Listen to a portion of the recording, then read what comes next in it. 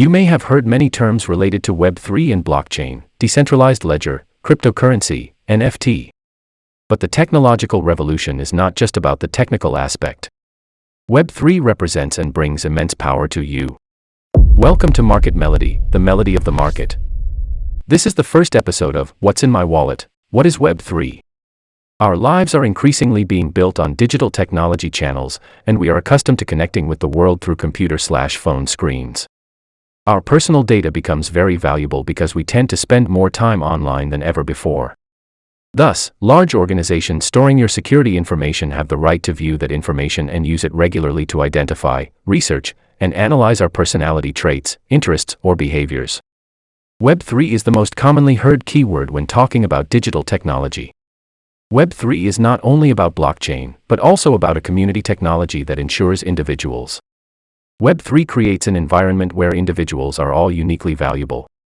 We have the right to fully own our accounts, information, and privacy data without being controlled by any centralized organization or government.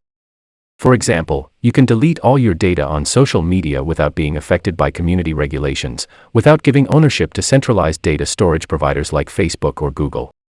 Web3 also gives you the option to securely and sustainably store and share your data. In terms of history, trust in society comes from subjective sources, from personal connections, platforms, institutions. At its core, Web3 is a new platform that opens up new trust, where everything can be verified and you don't need to rely on any single source or organization. This new joint trust will change what the web is and what you can do with it. Web3 is for you to own, for us to own. Web3 democratizes the creation and dissemination of value in a private way. Web3 creates a world where you are not just a passive content consumer, but also own a part of the products and services you use every day. Only you have access to your accounts and data, and can choose the content to share and the private content to keep. Creators can interact directly with their fans without going through a managing company or a third party. They can also easily bring their communities to different Web3 platforms and earn more money.